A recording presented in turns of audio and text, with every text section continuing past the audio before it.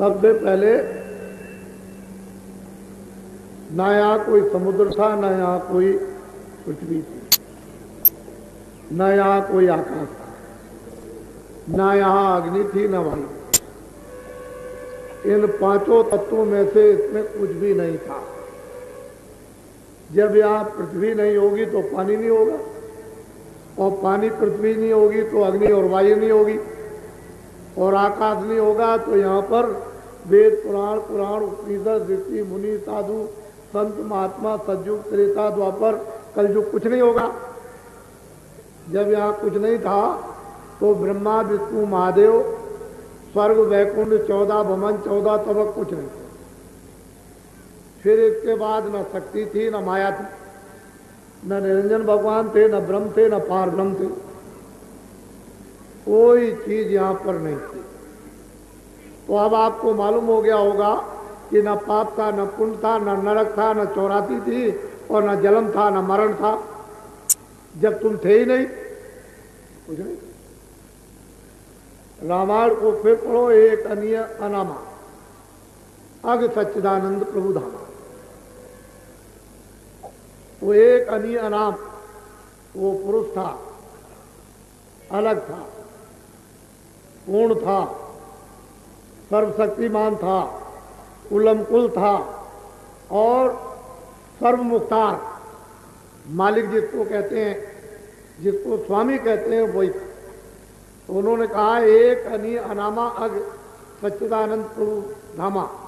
प्रकृति पार प्रभु और बासी, प्रकृति के पार प्रभु और बासी, ब्रह्म निरीय ब्रज अविनाशी, कहाँ मोह कर कारण नहीं।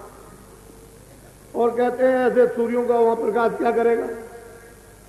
ऐसे अगर कितने सूरज जर्रे जर्रे में लगा दिए जाएं और जर्रे जर्रे सूरज बन जाएं, और यहाँ के सूरज नहीं स्वर्ग और वैकुंठ के सूरज बन जाएं, और वैकुंठ के नहीं तो ब्रह्मलोक के ब्रह्मांडों के सूरज बन जाएं जर्रे जर्रे के, तो कहते हैं उसकी रोशनी के सामने टिमटिमाएंगे भी नहीं, दिखाई भी नहीं देंगे। कैसे कि दिन में तारे दिखाई नहीं देते हैं जब धूप निकलती, उसकी रोशनी में ये एक भी दिखाई नहीं देंगे। तो कहते हैं कि वहां पर ये कोई भी चीज नहीं। एक अनामा सच्चिदानंद प्रभु, उसका अखंड धाम पहले भी था, अब भी है। न उसकी ऊपर और नीचे दाएं बाएं की कोई पैमाई, न उसके लिए यहाँ कागज है, न स्याही है। पूरा समुद्र गोल दिया जाए और इसकी स्याही बना दी जाए, और पूरे जंगलों के पत्तों की कलम बना दी जाए, जितनी घास खड़ी है उसकी कलम बना दी जाए, और बोर बोर करके लिखा जाए, तब भी लंबाई चौड़ाई की पैमाई नहीं लिख सकते हैं, इतना लंबा चौड़ा है। एक अनीय अनामा सच्चिदानंद प्रभु धामा, उसको अनाम कहते हैं। कुछ नहीं था, वो अकेला अब भी है, पहले भी था, आगे भी है। उसी की मौज और मर्जी से अगम लोक बना, उसी की मौज मर्जी से अलग लोक बना, उसी की मौज मर्जी से सतलोक बना। और तीनों लोकों में अनामी मालिक ने वो तीनों अपने, वो सत्य सत्य तीनों देशों में सती सत्य रचना रखी, और वहां पर सत्पुरुष को सतलोक में, अलग पुरुष को अगम लोक में, और अगम पुरुष को अगम लोक में, अलग पुरुष को अलग लोक में, और अगम पुरुष को अगम लोक में, तीनों को अलग अलग स्थापित कर दिया। और इन तीनों लोकों की जो महिमा और इसकी दूर दराज लंबाई चौड़ाई भी नहीं लिखने में आ सकती। ये वैसे के वैसे अब भी हैं, और वो अनामी लोग, अनामी पुरुष वो अलग, और इसके बाद जो रचना का विस्तार हुआ है वो सतलोक सतपुरुष से, इन्हीं की मौज और मर्जी से, सतपुरुष की मर्जी से जो सतलोक में जो विराजमान है, इन्हीं ने सब रचना का, और इन्हीं के यहाँ से सारा भंडार ये मिला।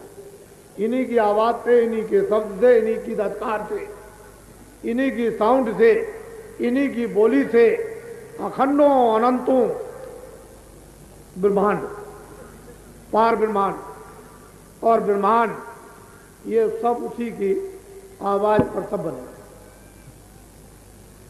और इन्होंने अपने पुत्रों को अपने अपने लोक में स्थापित कर दिया और उन सबको उन तपस्या के एवज में प्रसन्न होकर के सब रात दे दिया। जाओ तुमको ये रात दिया, ईश्वर को ये रात दिया, जिसको कि मुसलमान खुदा कहते हैं, हिंदू ईश्वर कहते हैं, ईसाई गाड कहते हैं। उनका राज अलग है, ब्रह्म का राज अलग है, पार ब्रह्म का राज अलग है, महाकाल पुरुष का राज अलग।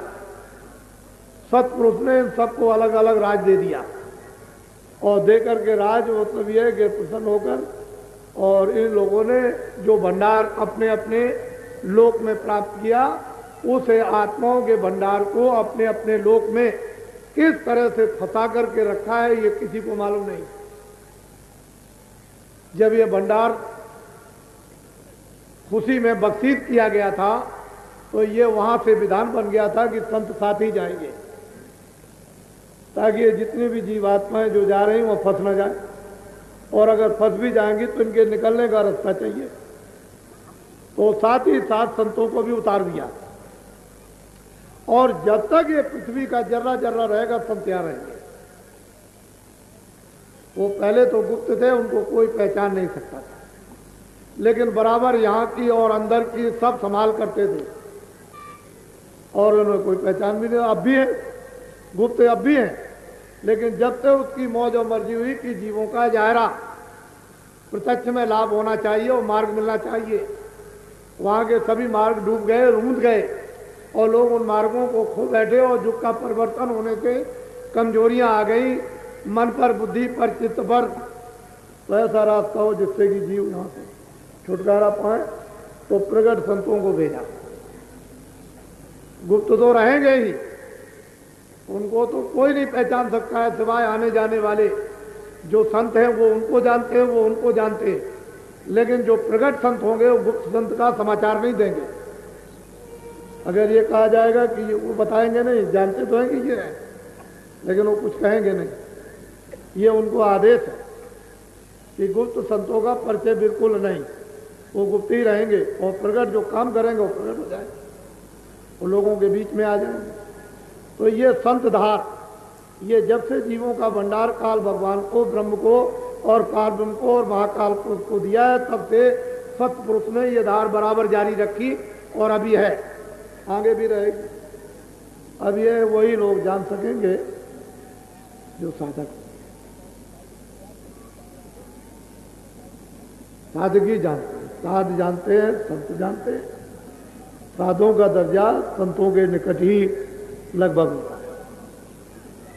साध कहते हैं रसाई करने वाले, पहुंचने वाले, जो मंजिलों को पार करते हैं, जिनका रास्ता तय हो जाता है, आँख खुल जाती है, जो लोकों में भ्रमण करते हैं, दिव्य लोकों में, उनको मतलब ये है कि साथ करते हैं, वो इस राज को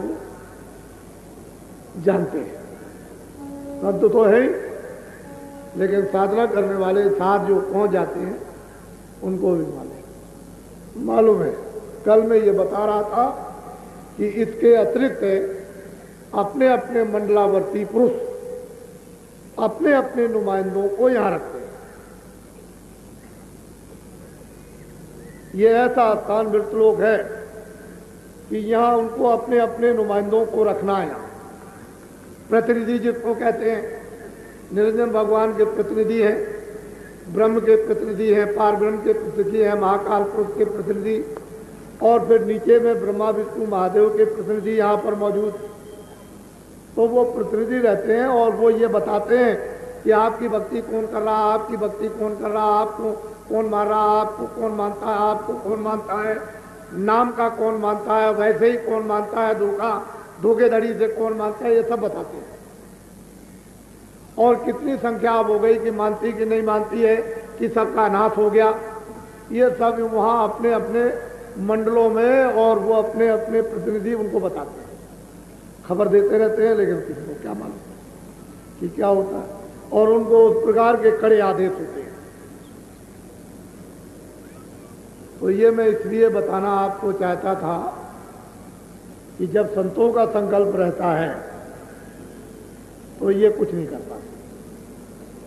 अगर ये कोई चाहे भी कि संतों के संकल्प के सामने हम कुछ करें तो कुछ नहीं कर पाएंगे। उनका संकल्प जो होता है सर्वोपरि और पूर्ण समर्थ होता है, पूरा अधिकार होता है उनके संकल्प में।